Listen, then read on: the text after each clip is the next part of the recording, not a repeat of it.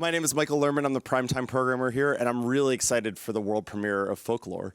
To begin with, I want to acknowledge that we're on the treaty territory of the Mississaugas of New Credit and the traditional territory of the Huron-Wendat, the Haudenosaunee, and the Anishinaabe, and we're so thankful to be working with the community this day and every day of every year. I also want to remind you that this show and every show in the primetime section is actually also eligible for the Girls People's Choice Award. You can vote by going to tiff.net/vote and casting your ballot for every TV show there, obviously. And I want to thank HBO Asia for providing us with the print because they've been amazing partners putting this together. This was a really incredible thing that came across my desk.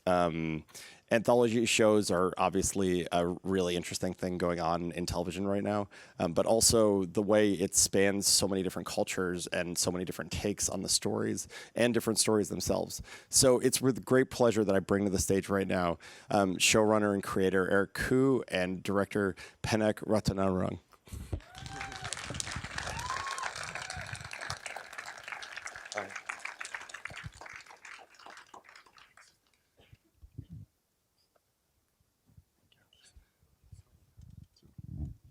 Thanks for being here. And what can I say? You're going to really enjoy Penek's episode. When the HBO approached us and said, we want to do a series, I thought, why don't we do something like Twilight Zone? That grew up on Twilight Zone. And my mother actually introduced me to horror at a very young age. And I thought, yeah, let's do something, that in Asia, we have so many rich stories about ghosts. And I told HBO, how about I get some of my friends, in Asia, and let's let them do a take on a famous ghost or creature or whatever from their hometown. And one of the things I had to emphasize with HBO is that I didn't want an English format series. It had to be mother tongue for all the different countries, So you'll see tonight we have A Mother's Love from Indonesia by Joko Anwar and Pope by Penek. Very different, and enjoyable, delicious. Say something. Do you name one? I've never watched a horror film in my life. I don't like them. And I'm not scared of ghosts at all. I've never seen ghosts in my life. Many people have seen it. When we shot the film, you'll see in the film that we shot it in an abandoned hospital. All of my crew members saw something or hear something all the time. Really? I was the only one. Not you. I was the only one who didn't see anything or hear anything. So it was for the rest of the crew, it was like a horror show. For me, it was just another day in the office. So, but it's good. And I think we'll come back for Q&A. Yeah, we'll be back to chat afterwards. I think we'll be back for the Q&A. Yeah. And the end credit is not that long, so you can stay. Okay, we'll see you after. So I guess let's just start by talking about when you came up with the concept. Like, what was the initial impetus? You mentioned a little bit in the introduction, but also like how you put the list of filmmakers together that you wanted to do this. Yeah, because there are filmmakers that I really respect and authors in a way. So it was easy also because I know them all, and basically HBO they were keen on my choice. But seriously, I didn't really know what would turn out, and initially they asked me to do 8 episodes, and I actually had Philippines and Taiwan as well. But I thought, it's the first time I'm doing something of this scale. Maybe just concentrating on 6. But looking back now, and actually having all the directors have full, complete freedom in the execution, that's what really made the series special. Yeah, I was curious. Like, did you do anything in the editing process? Did you look over the scripts? Anything? Well, essentially, did you just send them money and say go. We took the money from HBO, gave it to them, and they'd send the treatments over. We'd look at the treatments, and essentially, they were all very good to start off with, very original, and there was really not much. And in reality, also HBO, they were very good. They let us have carte blanche, and I think that really helped the series. Panic, when he called you, was this the first idea you had? Like, where did this come from? No, I told Eric that when he wanted me to join the project, I told Eric that I never watched horror films. You know, I like I said in the introduction, I've never seen a ghost in my life. You know, so I like horror does nothing to me. And so I told Eric that give me like 1 week. If I can come up with some idea that I think would be good, then I would join the project. But if not, then I would say no, because I took it quite seriously, you know. So in that 1 week, I thought of because then I look at some horror films in that 1 week, like to learn. What did you watch? I like old, like Japanese horrors, you know, like the thing that people watch, you know, that I don't watch. And then I realized one thing is that horror films are made so complicated, like the plot and things, because they try to trick audience into being scared. So the plot and the thing, the characterization, it's always very complicated, so that so that the audience can be tricked into being shocked or whatever. And I found that like I don't have that kind of level of, or that kind of mind, you know, to do something. So I thought, what about if we just tell everything really straight? Like we tell it exactly like it is. You know, some ghosts are just cannot scare some, especially if you're from a different culture, you don't know that this is a ghost, you know. So I thought maybe we just don't complicate things. We just like tell it really straight, and maybe that could work. And then I have this idea of instead of a ghost that would normally victimize people, but the people actually victimize the ghost. So I thought it could work. So I told Eric that, you know, I have this idea, you know, it could work, and we wrote the treatment, and then we sent it. But actually, I think maybe 5-6 years ago, we were at the Puchon Fantastic Film Festival, right? And we were drinking, we were talking, and then we were trying to get Thomas to help do like a little omnibus for the festival. And he had an idea at the time about a killer couch. Really? And Thomas he had goes- that, or he you goes, had that idea? That's really good. I mean, one location, one couch, small budget. You could do it like $500. That's a great idea.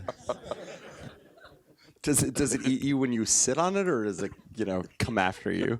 No, when you sit on it. Yeah, that's pretty good. I guess my question is, you know, where did humor enter into it? Because obviously part of this is funny, and like part of your episode is funny, I feel, and I wonder if part of that is because while you take the project seriously, in some ways you don't take horror as a concept that seriously. No, actually, we make fun of horror in that episode. Yeah.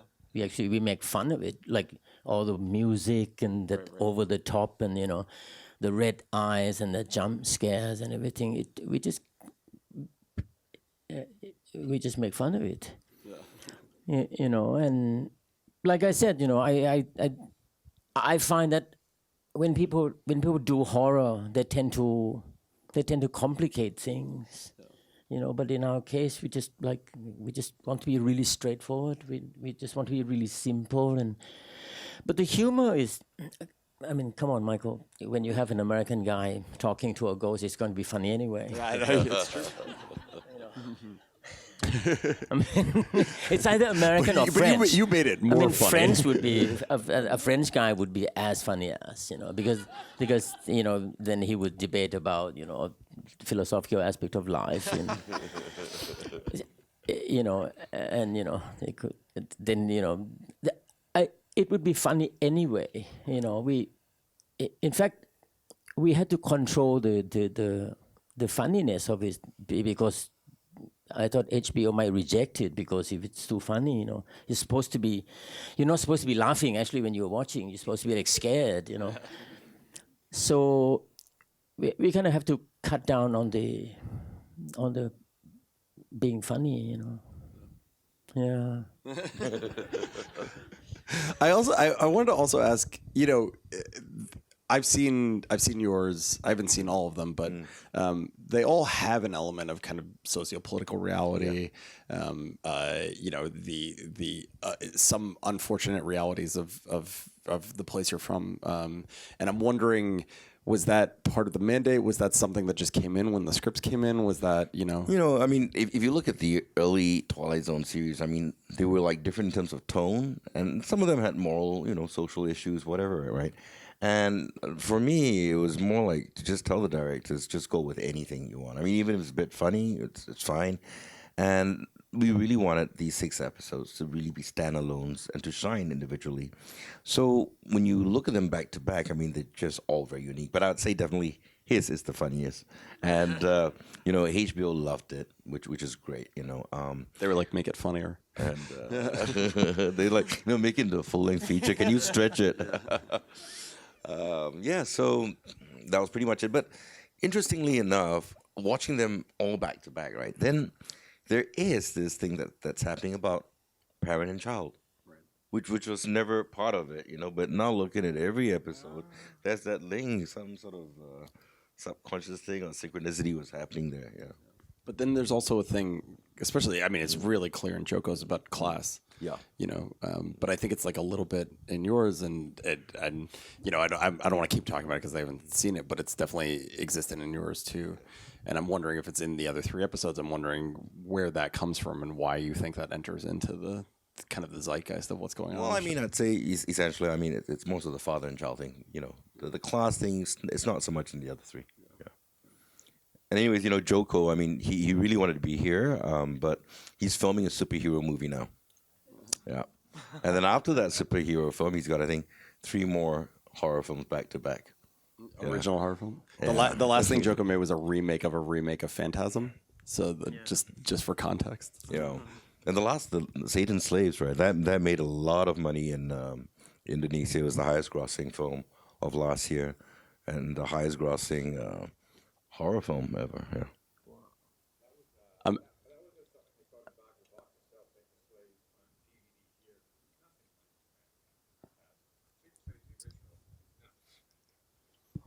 We're being fact checked by the audience, but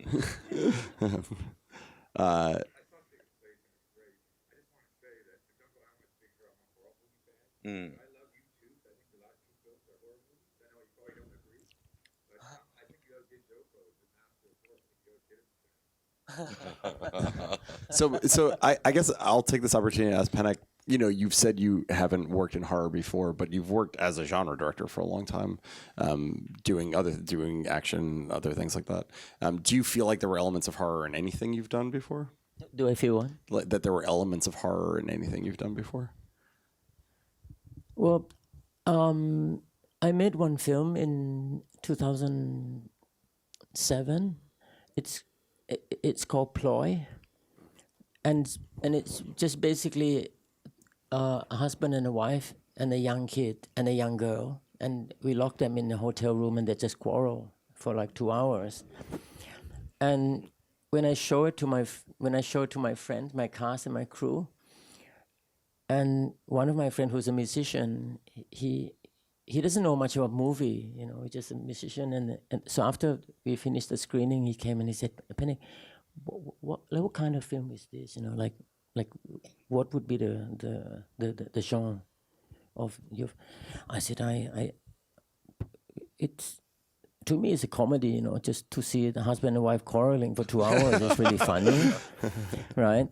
And he said that, well, for someone who's married for 7 years, you know, it's a horror film. He said that. So I made a horror film without knowing it. I thought I made a comedy.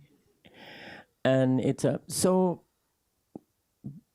I wouldn't say that things that I make have this kind of horror element, but suspense maybe. You know, like just like tension, suspense, you know, because I'm a fan of Hitchcock, you know, like I like Hitchcock films. So maybe it's more like suspense, element of suspense that I maybe in some of my films, but not horror really.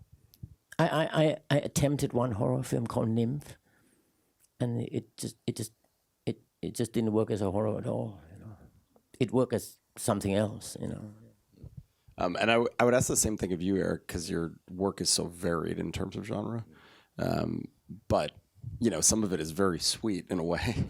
So I was wondering what drew you to this for this project. Like, what made you go in that direction? Well, you know, I think it's about getting older, and you know, my mother was a real horror cinephile, and she brought me to see, you know, all these ghost movies when I was a kid, and I think I've sort of gone like full circle, and I want to go back to this particular genre, and the movie that she brought me to when I was about 7 years old was It's Alive, a Larry Cohen film, and that really sort of like scarred me, and yeah, I'm thinking maybe you can do a remake of that or something, you know, and set it in Asia, because in one of the episodes directed by Yu Hang from Malaysia, it deals with a toyo. It's a baby ghost, you know, that you create out of a dead fetus. So that's going to premiere with Sang Woo's at Fantastic Fest, and Takumi and my episodes will be in the Sitges. So that's pretty cool, you know. I mean, to finally, you know, go back to a genre that I really love and have these amazing directors, and hopefully we'll do more. And you don't mind doing more? Oh, we'll do food. Food? Yeah, Just food movies? We're gonna do something. Well, you just deliciously- did a food movie, didn't you? Yes, I did. And I mean, I think it's essentially ghosts and food. That's really what turns me on now. That's all you're going to make from now on. That's the whole career. All right, I'm going to throw it out to the audience. Does anybody have any questions? It's quite. They're all scared. Right here.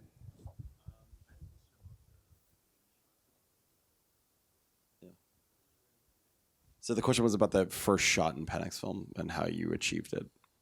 The first shot. The long shot. Oh, I can't tell you, because if I tell you, then you would know how it's done. Then you don't need me anymore. No, it's very complicated. It's very complicated. Don't even try it.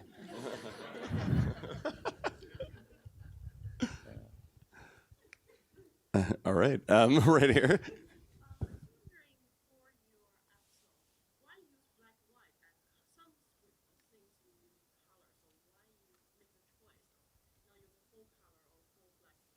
So the question was why you use black and white for your episode. I don't know why I use black and white. It appears as black and white in my mind when I made the treatment to Eric, and yeah, it appeared as black and white in my mind, but I thought that because we also go back in the past of the ghost life, and he was still alive, you know, and I had to make some kind of distinction. So since I made the whole film black and white, so I had to make the past color, this kind of too distinct. And then I know it sounds like it's no logic at all, but that's my logic. And then since the ghost past is in color, we thought the American guy's past should also be in color. So every time he turns the album, it appears in colors about, you know, his dead wife and, you know, his uncle who's married to this Vietnamese woman. And so both of the characters' past are then becomes in color, you know. But the black and white choice was almost like no choice, because I didn't even make that choice. It just appeared that way in when I first wrote the treatment. But now you saw the film, you can't see this work in color. It's not possible, right? Except for the eyes. Mm-hmm. The red eyes. Yeah. Right here.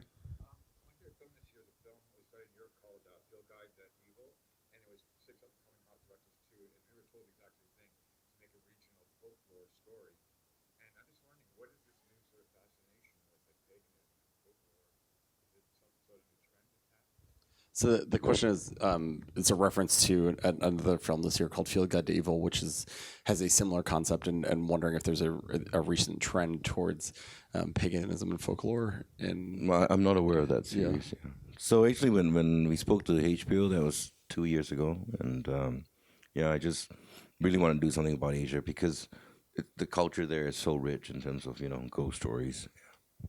No, actually, when you call me, when you email me and saying that to ask me to join the project, I thought that this project is so obvious. Like, how come nobody's did it before? It's very obvious, to do like invite directors from different countries to do their own goals. It's so obvious, but it never happened before. No. Looking out. Right here? No. Second shot? How I did the second shot?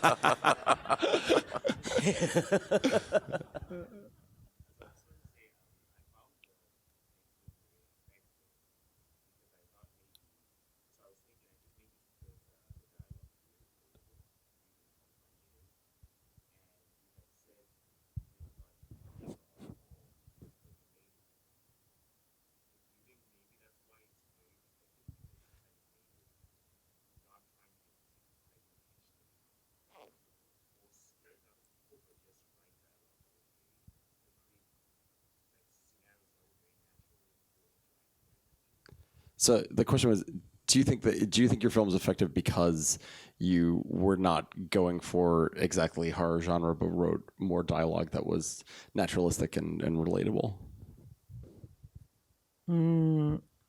I don't know, but I think that because I thought that the ghost would be the victim, so I had to make the American guy really scary. So that's why those dialogue come up, because you have to try to make him scary, the American guy.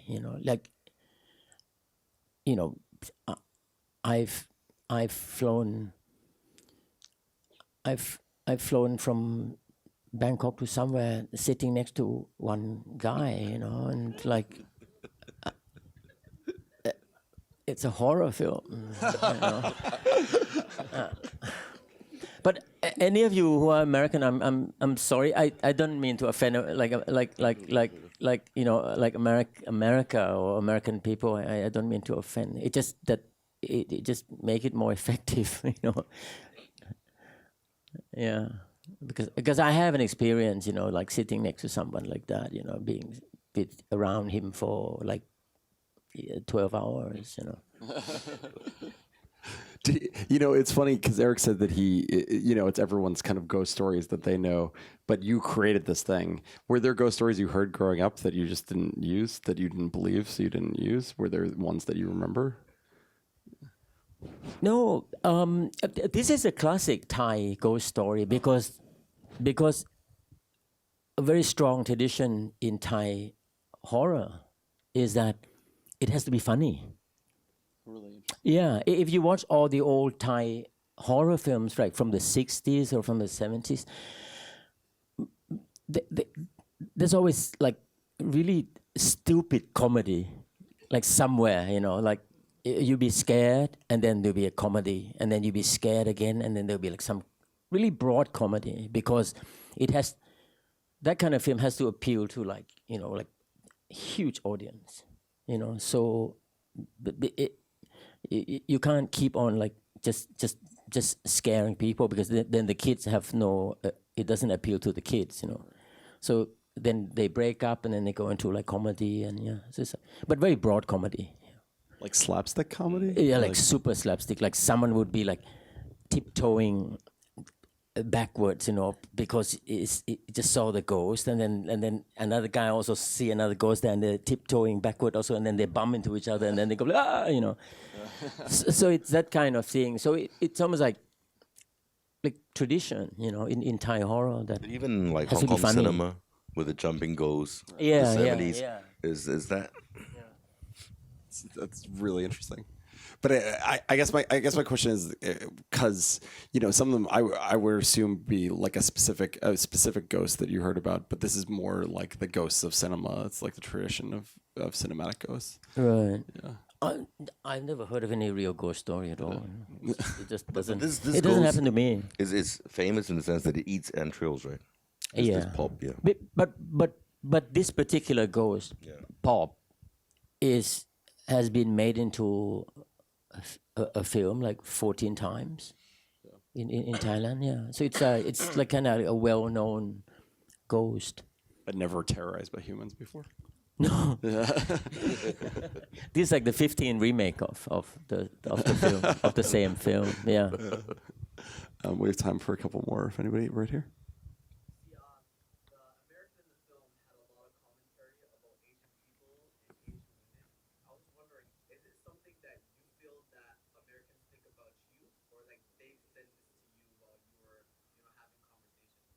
Yeah, so the commentary from the American, is that things you've heard, things you perceive from other Americans? Yeah. Yeah. Absolutely, yeah. I Like couldn't that- make that up, Like on long flights from Bangkok? And from time to time, like I've lived in the States, for a while, So I went to school there, and so no, about Asian being like like you appreciate silence, that you're so zen, I had an exam. I study art history, but you have to take some kind of like some other subject that you're not really interested, just to complete the school, right? And I took something like political science, but I would never spend my money to buy the textbook because it's expensive, right? So I never have the textbook for the whole semester. And when we took the exam, it's called open book exam. Everyone can open the book and answer. I'm the only one in class who didn't open the book. I just answer the way I think. And the professor was so impressed with me. And he said to the class that, look, like an Asian mind is really sublime, like even though it's an open book Mm. exam, he doesn't even have a book, like his mind is so superior, and he's like, and Penek hardly speaks. I couldn't really speak English, so Penek is really like silent guy, so it. What can I say, Racism. Yeah. I just said thank you. We have time for one more. I'm going to go up here. You said you would watch some horror movies to kind of get a feel for them. Were there any that you really liked where you had never watched any before this? So were there any horror movies that you really liked when you watched them to get a feel for them? Nosferatu. Yeah, which Nosferatu? The old one, the really, really old one. Not the Werner Herzog, but even the black and white, I think we try to make him up a little bit like that, to look like Nosferatu. But of course, we couldn't shoot it as blurry as that film, because that time the lens and the camera and it was so bad, so we couldn't get that effect. But suddenly you have an old horror movie to pay homage to. So, Right. But we also do like the ghost that you see in the film. Every time that he get transparent, like when you can see through him and all that, it's all done in camera. It's all done completely live. Yeah. No CG. So we try to do what the old like Nosferatu film did. Yeah. It's quite complicated. Yeah. you can't tell us how you did it. No, but that one I don't have to tell you. You can just go on YouTube and they tell you how to do it. I guess I'll end with Eric. Is there a favorite horror movie you have that you want to mention? I think it's probably It's Alive, because I was traumatized as a kid, But, I'm glad that the, really good, paranormal films now coming back out, like Hereditary, and, that's good. So, it's alive. Well, thanks for making this, and thank you Thank guys you. for coming and bringing it. Thank to you for us. having us. Thank you. Thank you for staying.